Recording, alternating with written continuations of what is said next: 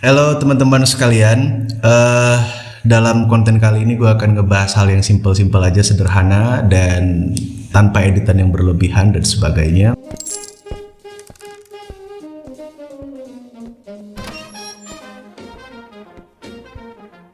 Kalau kalian yang berteman juga dengan gua di Instagram, pasti kalian pernah melihat bahwa ada satu DM di Instagram yang pernah gua story. Kira-kira statementnya itu mempertanyakan kenapa gua tuh diam, kenapa gua tuh bungkam berkaitan dengan makan siang gratis, makan bergizi gratis yang banyak sekali konten creator yang sudah memberikan opini, argumentasi dan sebagainya, kemudian mengenai pagar laut. Dan selanjutnya mengenai warga negara Cina yang tiba-tiba dibebaskan dan gue tidak membuat video apapun dan dia kecewa. Ya, gue mengerti. It's okay. Gue mengerti bahwa memang banyak orang yang berpikir kalau gue itu mengambil satu sikap sebagai seorang oposisi. Padahal sebenarnya gue bukan oposisi. Itu yang harus kalian ketahui sebenarnya. Tidak pernah saya mengatakan diri saya sebagai seorang oposisi dan saya tidak pernah mengatakan diri saya sebagai seorang pro pemerintah. Sebagai seorang akademisi, sebagai orang yang bertindak untuk menginfluence dengan benar, saya bertindak sebagai seorang yang objektif. Saya mengatakan benar jika benar, saya mengatakan salah jika salah. Jangan termakan hoax pagar laut ini milik PIK 2 atau milik Agung Sedayu ya Pak. Pagar laut ini saya bisa pastikan milik nelayan warga sini Pak. Ada anak ngomong ayamnya kurang enak. Kurang enak, pala lu PA, kurang enak ayamnya. Makan siang bergizi gratis. Judulnya itu loh, puas dengan kinerja Prabowo Gibran. Soal kinerja berarti kan harusnya ada yang dikerjain kan. Nah sejauh ini kayaknya masyarakat deh yang dikerjain.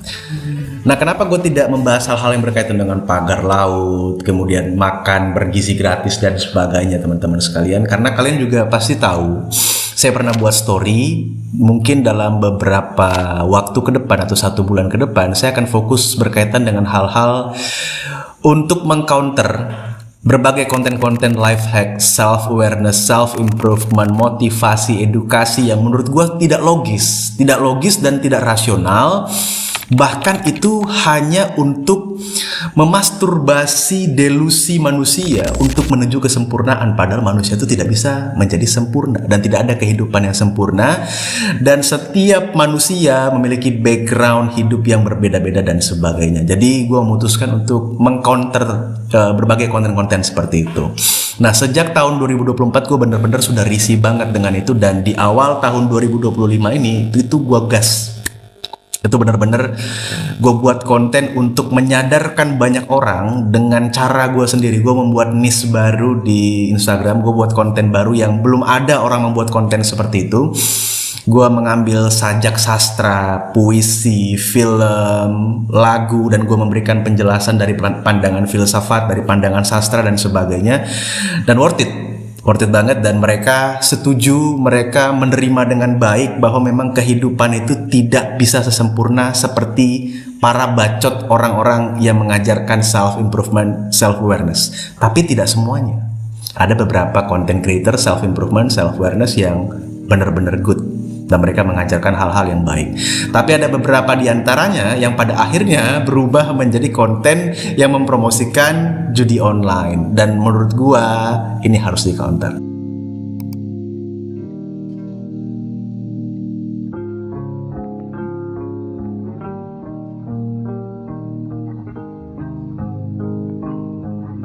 Oke, kita kembali ke program makan bergizi gratis, pagar laut dan sebagainya.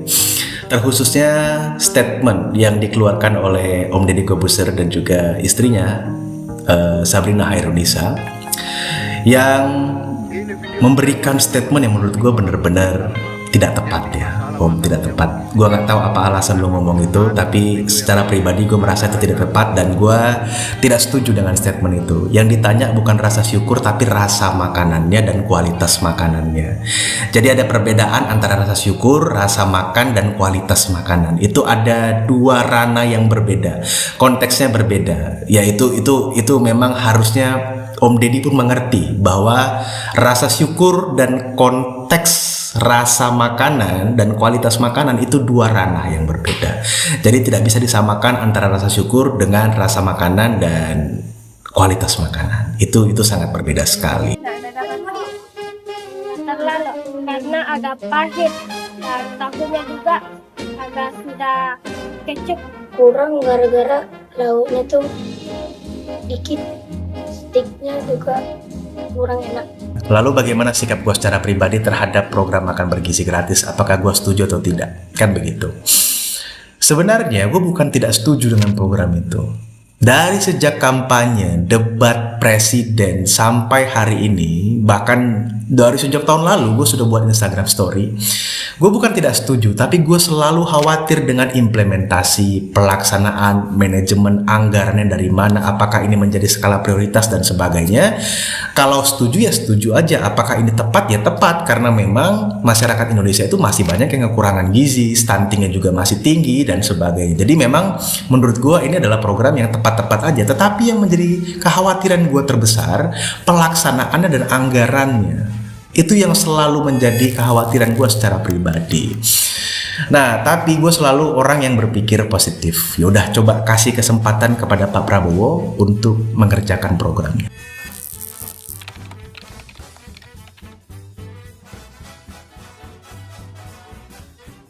Kabinet Merah Putih besutan Prabowo disebut menjadi yang terbesar dalam sejarah Indonesia dengan 109 menteri, wakil menteri, dan kepala badan. Terjadilah pelantikan kabinet, penunjukan para menteri, staf kepresidenan dan sebagainya. Gua kaget banget. Ternyata Pak Prabowo menciptakan kabinet yang sangat besar sekali. Dan kabinet Pak Prabowo adalah kabinet terbesar sepanjang sejarah. Dan kabinet yang besar ini akan menyerap anggaran atau APBN, sementara kita juga membutuhkan APBN ini untuk program nasional yang sangat besar sekali berkaitan dengan program makan bergizi gratis.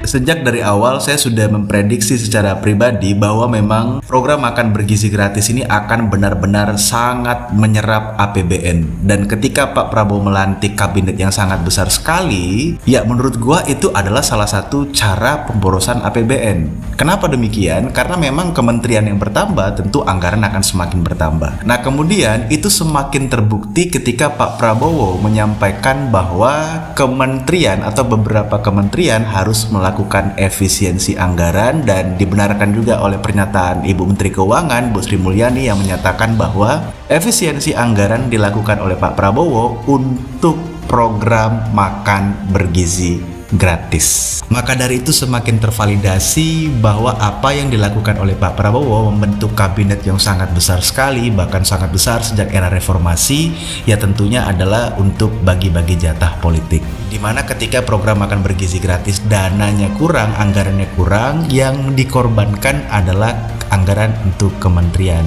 Nah, kalau Pak Prabowo memberikan solusi untuk memangkas anggaran kementerian dengan cara efisiensi dan sebagainya, nah kenapa kementeriannya itu kemarin ditambah? Harusnya tidak perlu ditambah, dan lebih baik dan lebih ideal kementerian itu lebih baik juga dikurangin. Zaman Pak Jokowi itu dikurangin, dan zaman Pak Prabowo ditambah bahkan semakin banyak. Dan pada akhirnya Pak Prabowo juga mengambil kebijakan bahwa efisiensi anggaran harus dilakukan demi program makan bergizi gratis. Jadi tentu ini adalah sebuah kebijakan dan sebuah keputusan yang keliru demi bagi-bagi jatah politik. Punya apa, Pak? Petugas dari mana, Pak? Pantai Indah Kapuk. Ini tidak bebas, jadi ini punya Pantai Indah Kapuk lautnya. Nelayan mau kemana itu? Fenomena pagar laut yang terletak di perairan Tangerang, Banten memasuki babak baru setelah terungkapnya informasi mengenai kepemilikan sertifikat. Berkaitan dengan pagar laut di Tangerang, apakah itu tindakan yang salah? Jawabannya benar, itu adalah sebuah tindakan yang salah dan tidak benar. Karena gini, ada dua ranah yang berbeda. Tidak pernah ada sepanjang sejarah dalam regulasi bangsa ini ada HGB di dalam dasar laut. Dan itu tidak pernah terjadi, itu benar-benar tidak pernah terjadi. Nah kemudian ini ada dua konteks yang berbeda dari dua institusi yang berbeda. HGB itu dikeluarkan oleh Kementerian Agraria dan Tata Ruang, sementara laut itu urusan Menteri KKP. Jadi ada dua ranah yang berbeda, dua institusi yang berbeda yang mengerjakan fungsi dan tugas dengan cara yang berbeda. Bagaimana mungkin Kementerian Agraria dan Tata Ruang mengeluarkan HGB yang harusnya urusan laut itu dikerjakan oleh Menteri KKP? Oke. Nah, yang menjadi persoalan sebenarnya siapa yang mengizinkan itu, siapa yang mengeluarkan izinnya, apa tujuannya, siapa dalang di balik semua ini. Dan kalau masih ada yang membela, Anda silakan coba langsung silaturahmi, coba cek statement resmi pemerintah di website resmi atau Instagram resmi Sekretariat Kabinet bahwa mereka sudah menyatakan kalau itu adalah tindakan yang tidak benar dan tindakan yang salah. Kalau pemerintah sudah mengatakan bahwa itu tindakan yang salah dan tindakan yang tidak benar, masih ada aja orang yang mendukung tindakan itu, berarti Anda goblok. Anda goblok dan Anda tolol. Jadi tolong perbaiki kualitas pikiran Anda, jangan menjadi buzzer yang menjilat sampai basah. Malu. Punya rasa malu, dan tolong jangan menjadi orang yang bego-bego banget. Gitu. Jadi Pak Prabowo beserta jajarannya jangan termakan hoax pagar laut ini milik PIK 2 atau milik Agung Sedayu ya Pak. Pagar laut ini saya bisa pastikan milik nelayan warga sini Pak. Terakhir poin dari gua di sini berkaitan dengan masyarakat. Masyarakat kita itu gampang sekali mengetikkan opini, argumentasi di sosial media. Mereka berstatement, bernarasi dalam negara demokrasi ini bebas dan sebagainya. Iya benar, memang kita bebas untuk menyampaikan argumentasi, opini dan sebagainya. Tapi semua itu harus didasari dengan pola pikir yang benar, data yang benar, dan jangan hanya menciptakan hoax. Jangan hanya beropini berdasarkan rasa, tidak ada data, tidak ada argumentasi yang kuat, tidak ada dasar yang kuat, karena itu akan memperlihatkan kebodohan Anda. Itu akan memperlihatkan bahwa Anda sebenarnya tidak mengetahui atau tidak menguasai itu, tapi Anda berusaha untuk terlihat pintar. Nah gini, ini penting banget ya. Ada pola pikir yang bias banget di masyarakat kita. Ketika kita mendukung pemerintah, kita akan disebut sebagai orang yang pro atau buzzer pemerintah, dan ketika kita tidak mendukung pemerintah, kita akan disebut sebagai oposisi atau kadrun dan sebagainya. Ini pola pikir bias dan logical fallacy yang saat ini menjadi problem yang sangat besar pada bangsa ini. Tidak ada pola pikir yang berkaitan dengan objektivitas. Kita mendukung pemerintah karena kita tahu bahwa program itu benar. Ketika kita mengkritik pemerintah, ya kita tahu bahwa kebijakan itu lebih banyak yang merugikan daripada bermanfaat. Jadi kita melihat itu berdasarkan objektivitas, bukan kepada penyerangan personal. Kurang enak pala lu PA, kurang enak ayamnya. Jadi ada sebuah objektivitas, kita melihat data, kita mengkritik itu kebijakannya, bukan personalnya gitu. Kita tidak ada hubungan dengan itu, kita tidak ada urusan dengan itu. Kalau Anda menyerang personal, itu ad hominem namanya. Jadi itu tidak tepat dan tidak dibenarkan. Bukan berarti kita mendukung pemerintah kita menjadi buzzer, atau kita mengkritik pemerintah kita menjadi oposisi. Bukan begitu, itu namanya logical fallacy. Makanya gue selalu bilang, kalau kalian lihat konten gue yang lalu, gue selalu bilang ini, pemikiran a priori itu berbahaya sekali. Anda mencari data, argumentasi itu berdasarkan apa yang Anda inginkan, apa yang Anda rasa itu tepat, tapi Anda tidak melihat sisi lain. Ini bahaya sekali gitu. Ini bahaya sekali dalam konteks politik, dalam konteks objektivitas itu sangat berbahaya sekali. Kalau Anda berbicara objektivitas, Anda harus melihat berbagai perspektif. Anda tidak bisa mengambil satu statement atau argumentasi yang Anda suka banget, kemudian Anda mencari berbagai referensi untuk mendukung argumentasi itu, tapi Anda tidak melihat perspektif lain. Kalau Anda berpikir seperti itu, dalam konteks kebijakan publik atau konteks politik, Anda sakit. Anda sakit, dan saya sarankan Anda untuk benar-benar belajar lagi untuk mengubah pola pikir Anda gitu.